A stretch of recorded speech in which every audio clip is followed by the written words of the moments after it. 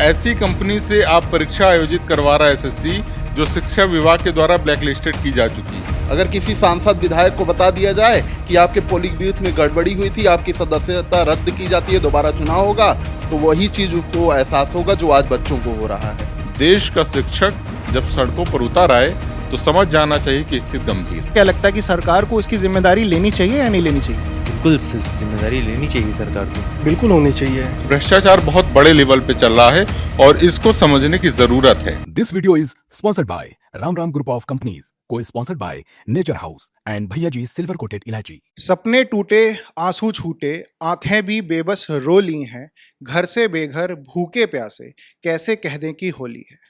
तमाम छात्र जो अपने घर को छोड़ करके जो तीज त्योहार पे भी अपने घर नहीं जा पाते हैं, क्यों? सिर्फ वो तैयारी कर रहे होते हैं। उनका सपना क्या है?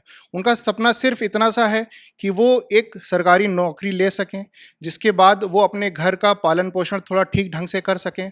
इस पर भी जो एसएससी है वो पानी फेरता रहता है। एसएससी ने फिर एक विवाद कर दिया है। एसएससी के खिलाफ तमाम जो शिक्षक हैं उन्होंने कल जंतर मंतर में धरना दिया और प्रदर्शन के उनकी मांग सिर्फ इतनी सी थी कि जो डीओपीटी यानी डायरेक्टर ऑफ पर्सोनल ट्रेनिंग के जो मंत्री हैं जितेंद्र सिंह जी, उनसे मुलाकात करके एसएससी की जो कमियां हैं उन कमियों को दूर करने के लिए बात कर सकें। लेकिन क्या होता है, पुलिस उन पर उल्टा लाठी चला देती है, उनके हाथ पैर तोड़ देती है और उनको मिलने भी नहीं देती है। इस पर देखते हैं कि हमारे पत्रकार साथियों की क्या राय है। आइए बात करते हैं। कल जंतर मंतर में जो धरना प्रदर्शन हुआ है एसएससी को लेकर के, आपको क्या लगता है कि एसएससी ऐसे जो कृत्य हैं, परीक्षाएं लीक करना एंड टाइम पर, आप सोचिए एक छात्र उसमें कल बता रहा था कि रात में 1 बजे मैसेज आता है कि आपकी परीक्षा जो है रद्द हो गई है। अब ऐसे में जो छात्र लगभग साल 2 साल 5-5 साल से बाहर हैं अपने घर से और तैयारी कर रहे हैं, उनके मन पे क्या बीतती होगी? बिल्कुल कहीं ना कहीं से ये बहुत दुखदाई होता है जब कोई भी परीक्षार्थी होता है, उसके 6 महीने 7 महीने पहले से परीक्षा की तैयारी करता है, उसका एग्ज़ाम देता है और उसके बाद वो रिजल्ट का जब इंतज़ार कर रहा होता है, उसे एक गंभीर चोट जैसे लगती है कि जब उसे ये पता लगता है कि आपने जो परीक्षा दी थी उसका पेपर लीक हो गया है। तो मुझे कहीं ना कहीं ये लगता है कि उसने अपने जीवन का एक बहुत अमूल्य क्षण को खो दिया है। और उसके बाद आप कहते हैं कि दोबारा से परीक्षा कराई जाएगी, दोबारा कब कराई जाएगी ये भी नहीं क्लियर होता है और फिर यही सिचुएशन आ जाएगी, पेपर लीक हो जाएगा। तो ये कहीं ना कहीं से विद्यार्थियों के जीवन के साथ खिलवाड़ ही हो रहा है। ये विद्यार्थियों के जीवन के साथ खिलवाड़ है और इस पर एसएससी कोई जवाब नहीं देती है। यहाँ तक कि कोई मंत्री भी मौजूदा सरकार से निकल करके सामने नहीं आते हैं, कोई आश्वासन नहीं देते हैं कि नहीं हम इस पर काम करेंगे।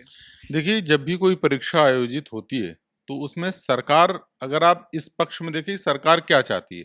सरकार ये चाहती है कि ये परीक्षा जो है सही तरीके से संपूर्ण हो, कोई इस पे दाग धब्बा ना लगे, कोई इस पे उंगली ना उठा सके।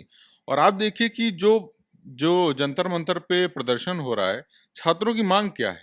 वही तो मांग है कि सिस्टम सही तरीके से हो, परीक्षा में कोई खामी ना हो।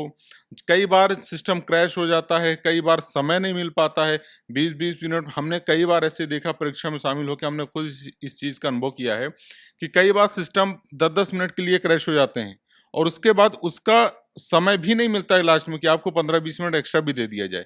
जैसे ही समय पूरा होता है आपसे प्रश्न पत्र ले लिया जाता है। तो वो जो समय होता है वो भी एक तरीके का नुकसान होता है, क्योंकि आपके पास इतना समय नहीं होता है कि आप बहुत ज़्यादा सोच विचार करके उस वहाँ पे परीक्षा दे सकें।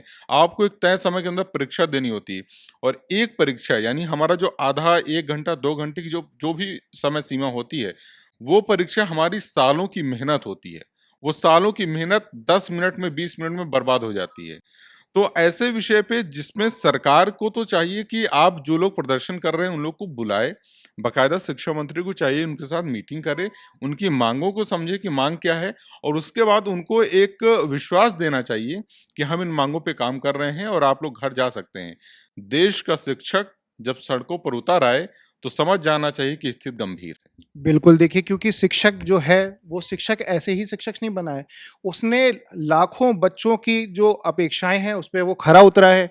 उस पे खरे उतरने के बाद देखिए, क्योंकि क्या है, बच्चा जो तैयारी कर रहा है, अगर उसको समझ में नहीं आएगा कि नहीं आप बेहतर पढ़ाते हैं, तो वो आपको शिक्षक का दर्जा नहीं देगा, आपको तुरंत जो है रिजेक्ट कर देगा।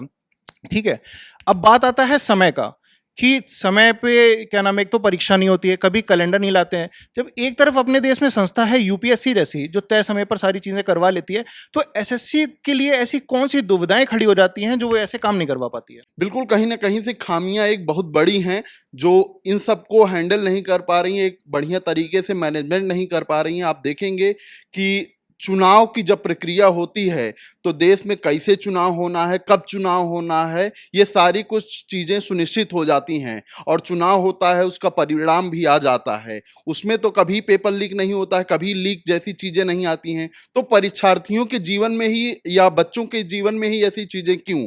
अगर कोई नेता चुनाव जीतता है और उसको ये बता दिया जाए कि आपके पोलिंग बूथ में लीकेज हुई थी या फर्जी वोट पड़े थे और उसका जो उसकी सदस्यता है वो निरस्त की जाए, तो उसको कैसा लगेगा? और यही चीजें जब बच्चों के साथ होती हैं, वो पेपर देते हैं और उनको बता दिया जाता है, तो वही सेम अनुभूति होती है। अगर किसी सांसद विधायक को बता दिया जाए कि आपके पोलिंग बूथ में गड़बड़ी हुई थी, आपकी सदस्यता रद्द की जाती है, दोबारा चुनाव होगा, तो वही चीज उसको एहसास होगा जो आज बच्चों को हो रहा है। सही बात है। तब ये चीजें नजर आती हैं कि नहीं कितना खर्चा हो जाएगा चुनाव कराने में, जबकि परीक्षा कराने में भी कितना बड़ा खर्चा होता है।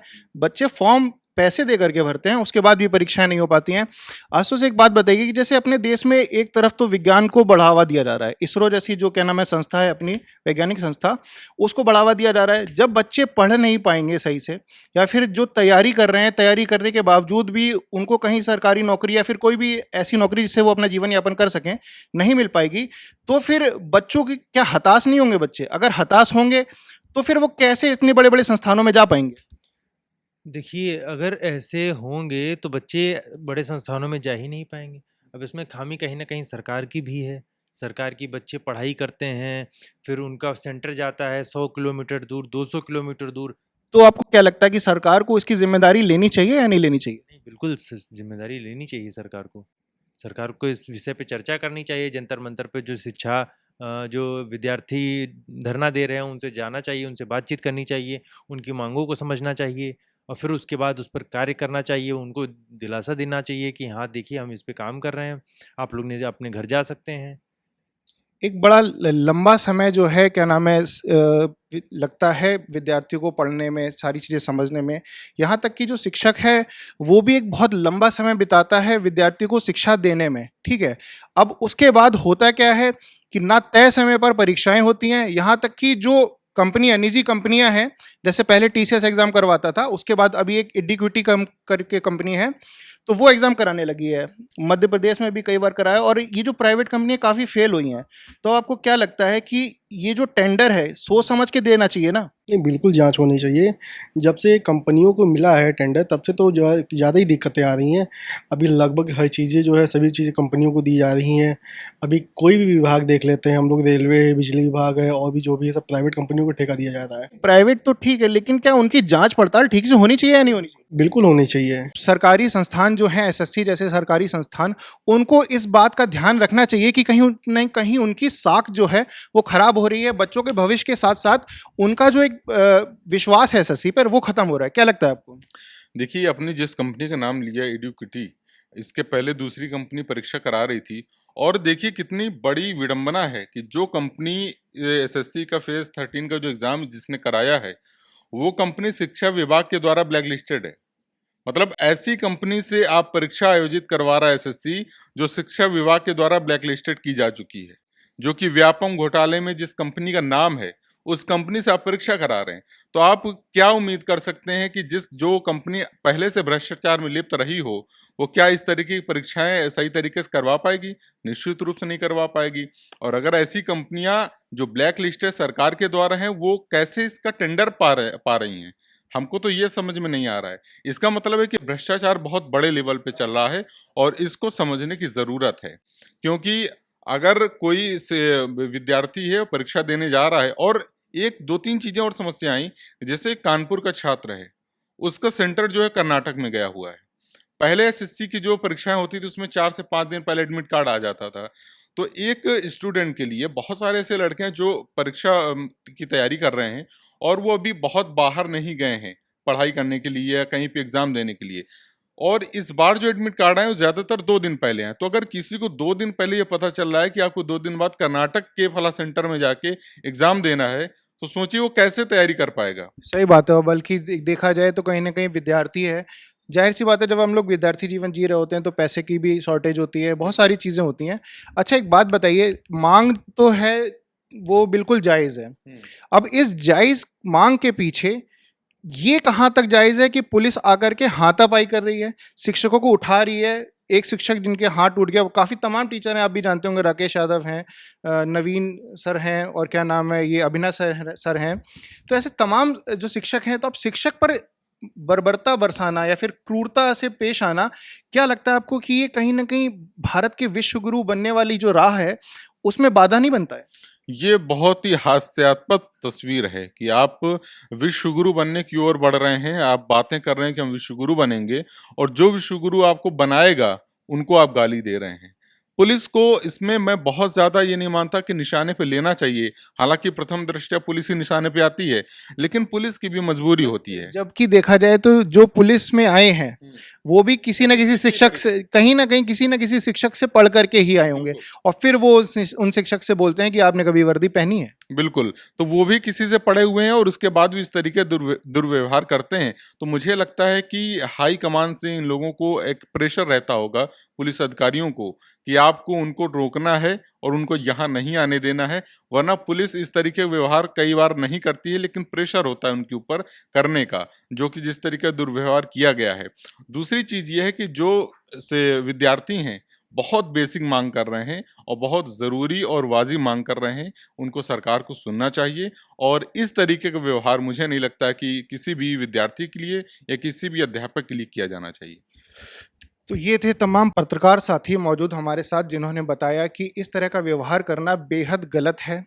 आप सोचिए कि जब एक विद्यार्थी अपने जीवन का बहुत महत्वपूर्ण समय दे करके तैयारी करता है, तैयारी करने के बाद भी अगर उसको, मतलब परीक्षा तो छोड़ दीजिए, अगर उसको इस तरह की चीज़ें कहीं, क्या नाम है, समझ में आती हैं, जहां धांधलेबाजी चल रही है, ब्लैकलिस्ट कंपनी जो है वो परीक्षा करवा रही है, तो भविष्य कहाँ पर है, कितने गर्त में है, ये सोचने का विषय है।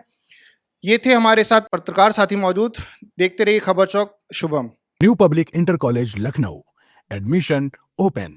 फॉर मोर इन्फॉर्मेशन कॉल 0522 282232 और 7755 089585।